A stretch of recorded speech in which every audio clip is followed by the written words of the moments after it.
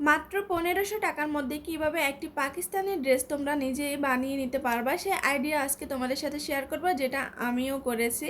তো এমনিতেই আমার খুব সিম্পল ড্রেস পরতেই ভালো লাগে, গর্জিয়াস ড্রেস পরতে আমার একদমই ভালো লাগে না। তো এই জন্য আমি মার্কেট থেকে না কিনে নিজেই কিন্তু এখন একটি ড্রেস বানিয়ে নেব, পাকিস্তানি ড্রেস, আর তোমাদের সাথেও সম্পূর্ণ ভিডিও শেয়ার করব। হ্যালো এভরিওয়ান, আসসালামু আলাইকুম। চলে এসেছি নতুন একটি ড্রেস মেকিং এর ভিডিও নিয়ে। আজকের ভিডিওতে আমি তোমাদেরকে পাকিস্তানি ড্রেস কিভাবে তোমরা অল্প বাজেটের মধ্যে ঘরেই নিজে বানিয়ে নিবে সেই আইডিয়াটাই শেয়ার করব। আর সম্পূর্ণ টিউটোরিয়াল ভিডিও কিন্তু ইউটিউব চ্যানেলে এবং আমার ফেসবুক পেজে আপলোড দেওয়া হবে, চাইলে তোমরা সেখান থেকে দেখে নিতে পারবে। তো ড্রেস বানানোর জন্য প্রথমে আমাদের লাগবে কাপড়। এই যে দেখো আমি এতগুলো কাপড় নিয়ে এসেছি, এখানে তোমরা দেখতে পাচ্ছ টুকরো টুকরো অনেকগুলো কাপড়। আমি স্কাই ব্লু আর পিঙ্ক কালারের কম্বিনেশনের ড্রেসটা তৈরি করব।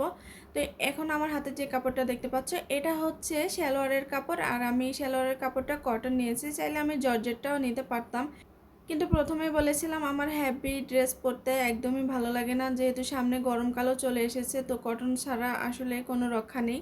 যাই হোক, আর এখানে দেখতে পাচ্ছ আমি যে ওড়নাটা নিয়েছি, ওড়নাটাও হচ্ছে আমি পিঙ্ক কালারের মধ্যে সিকোয়েন্সের কাজ করা একটা ওড়না নিয়েছি। ওড়নার যে কাপড়টা ছিল এই সেম কাপড়ের মধ্যে কিন্তু আমি গজ কাপড় নিয়ে নিয়েছি জামা বানানোর জন্য। এই যে দেখতে পাচ্ছ স্কাই ব্লু কালারটা আমি নিয়েছি গজ কাপড়, এটা জর্জেটের মধ্যে একটি কাপড়, আর এটার নামটা আমি সঠিক জানি না, মার্কেটে দোকানদারকে জিজ্ঞেস করতেও আসলে মনে নেই। যাই হোক, এরপর দেখো আমি ম্যাচিং করে লেসও নিয়ে এসেছি, আর লেসটা অনেকটা চড়া ছিল, যেটা আমি হাতায় এবং জামার নিচের বর্ডারের মধ্যে ইউজ করব। আর এখানে আমার হাতে যে ব্যাগটা দেখতে পাচ্ছ এই ব্যাগের মধ্যে কিন্তু আমি হীরা মুক্তা মণি জহরত সব কিছুই নিয়ে আসছি ড্রেসটাকে আর একটু গর্জিয়াস করার জন্য। তো প্রথমে আমি তোমাদেরকে লেসটা দেখিয়ে দিচ্ছি। এই লেসটা আমি গলার মধ্যে ডিজাইন করেছিলাম, এরপর হীরা মুক্তামণি জহরত যা কিছু আছে এগুলো আমি পরে তোমাদেরকে ধাপে ধাপে কাজ করার সময় দেখিয়ে দেব। তো সবার প্রথমে আমাদেরকে যেটা করতে হবে সেটা হচ্ছে আমাদেরকে একটি কামিজ কাটিং করে নিতে হবে। নর্মালি আমরা যেভাবে জামা কাটিং করি একইভাবে কিন্তু আমরা একটি জামা কাটিং করে নেব। শুধু আমাদেরকে একটা বিষয় লক্ষ্য রাখতে হবে যে আমরা বর্ডারের মধ্যে যে লেসটা ইউজ করব এই লেসের চড়ার পরিমাণটা ভালোভাবে বুঝে তারপরে আমাদেরকে জামাটা কাটিং করে নিতে হবে, নয়তো লম্বায় আমাদের বড় ছোট হয়ে যেতে পারে। এমনিতেই পাকিস্তানি ড্রেস কিন্তু অনেকটা লং হয়, তো তোমরা চেষ্টা করবে একটু লং করে বানানোর জন্য। আর আমি তোমাদেরকে একটু দেখিয়ে দিচ্ছি, এই যে আমি ইনারের কাপড়টাকে নিচে নিয়ে নিয়েছি, যেহেতু জর্জেট কাপড় ইনার অবশ্যই দিতে হবে। আর উপরে আমি জামার কাপড়টাকে রেখেছি। এখন আমি তোমাদেরকে লম্বাটা দেখিয়ে দিচ্ছি, স্কিনে আমি তোমাদেরকে সবগুলো মাপই দিয়ে দেবো যেন তোমাদের বুঝতে অসুবিধা না হয়। লেসটা দেওয়ার পরে একেবারে টোটাল মাপটাও দিয়ে দিয়েছি, একেবারে লং করে একটা কামিজ তৈরি করব। তো প্রথম আমাদেরকে যেটা করতে হবে, এখানে আমাদের কামিজ যেভাবে আমরা কাটিং করে সেলাই করি একইভাবে আমাদের এই কাজগুলো করতে হবে, কিন্তু আমি তোমাদেরকে মেইন যেটা পার্ট গলা এবং হাতা এই দুইটা জিনিস কাটিং এবং সেলাই করে তোমাদেরকে দেখাবো।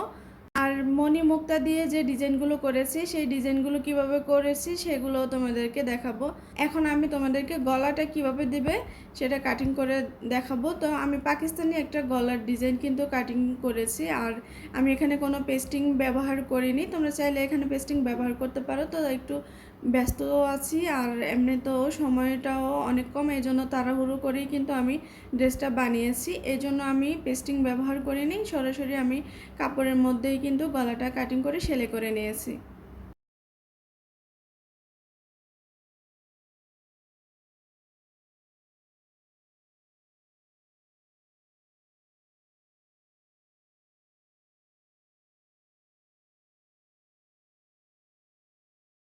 তো দেখো গলার মার্কিংটা কিন্তু আমি করে নিয়েছি, আর মার্কিং করেছি যে মাপ অনুযায়ী সেই মাপগুলো আমি স্ক্রিনে দিয়ে দিয়েছি।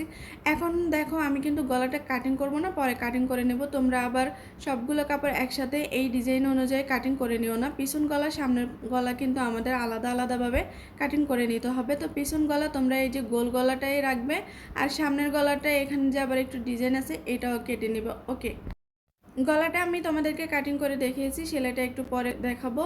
জামার বর্ডার এবং হাতার জন্য আমি এখানে লেস নিয়েছিলাম, 2.5 গজ পরিমাণ লেস আমার এখানে আছে। তো নিচে বর্ডার মাপটা আমি আগে দিয়ে নেব, দিয়ে তারপর এখানে লেস কতটুকু লাগে সেই অনুযায়ী আমি কেটে নেব। বর্ডারের লেসটা কেটে নেওয়ার পর আমি হাতার জন্য আলাদা করে লেসটা কেটে নেব।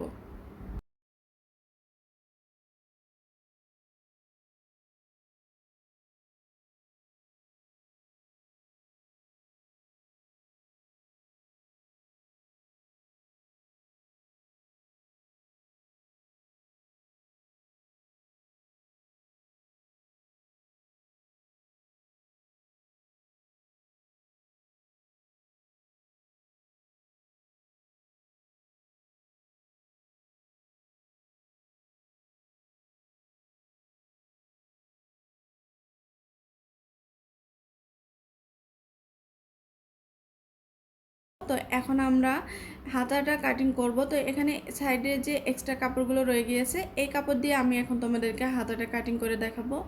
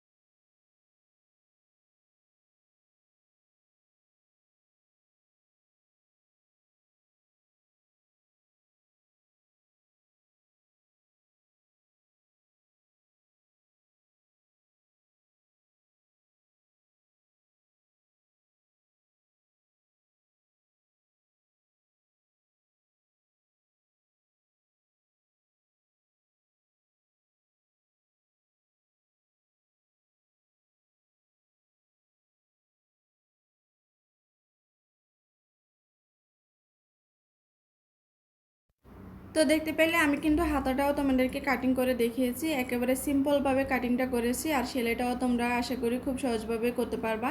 এখন দেখো আমি গলাটা তোমাদেরকে সেলাই করে দেখাবো।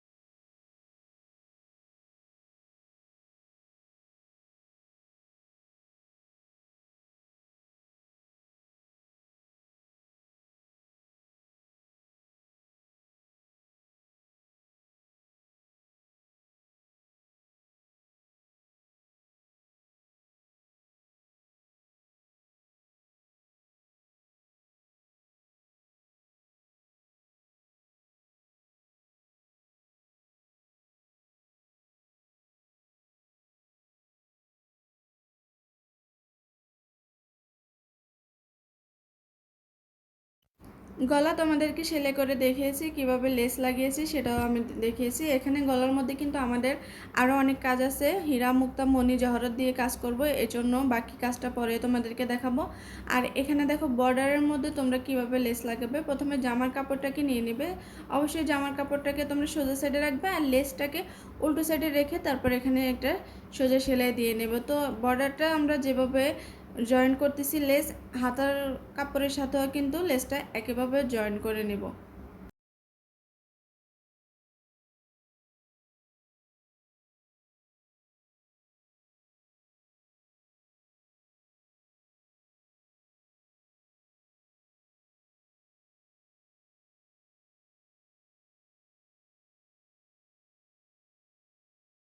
তো আমাদের জামাটা কিন্তু বানানো হয়ে গিয়েছে। এখন আমরা এটাকে আরেকটু গর্জিয়াস করার জন্য মণিমুক্তাগুলো ব্যবহার করব। তো তোমাদেরকে একটু দেখিয়ে দিচ্ছি। এই যে দেখো, আমি প্রথমে গলাটা তোমাদেরকে দেখিয়ে দিচ্ছি। এই গলার মধ্যেও কিন্তু আমরা একটু কাজ করব।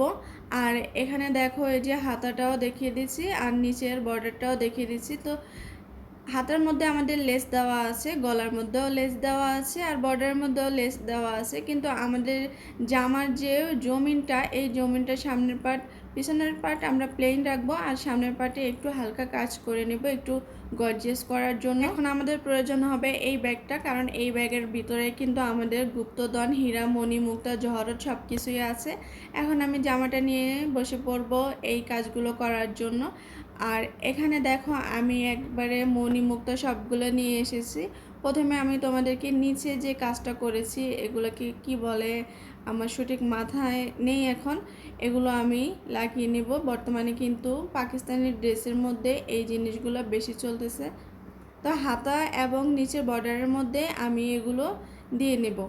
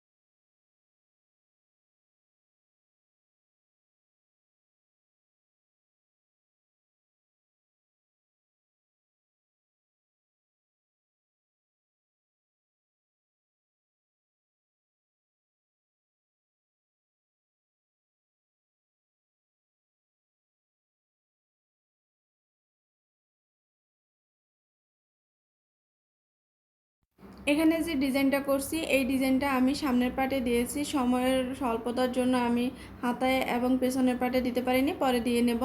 আর এখানে যে জমিনটা দেখতে পাচ্ছ জামার, এই জমিনের মধ্যে আমি এখন একটু কাজ করে নেব।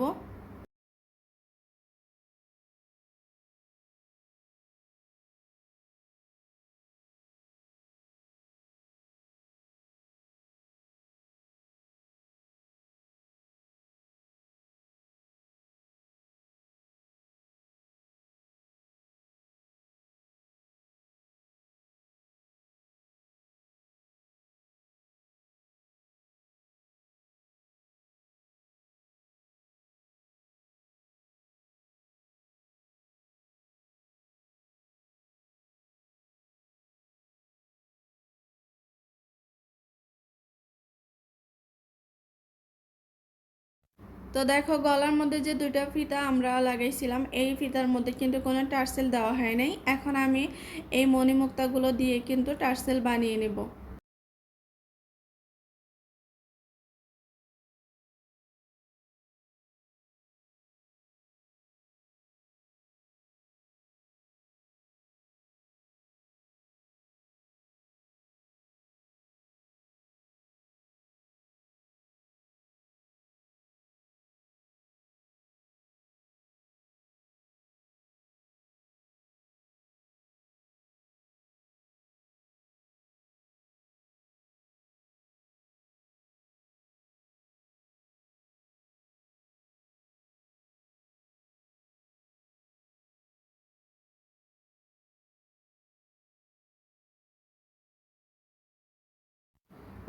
সব কাজ কমপ্লিট হয়ে গিয়েছে, এখন শুধু আমাদের গলার ডিজাইনটা করা বাকি আছে। দেখো আমি এখানে কিন্তু লেস লাগিয়ে নিয়েছিলাম, তো লেসের মধ্যে আমি একটা সেলাই করে নিয়েছি, কারণ এখানে আমি এই পার্লগুলো লাগাবো। তো দেখো আমি কিভাবে পার্লগুলো লাগিয়ে নিচ্ছি, এভাবেই কিন্তু আমি পুরো গলার মধ্যে পার্লগুলো লাগিয়ে নিয়েছিলাম।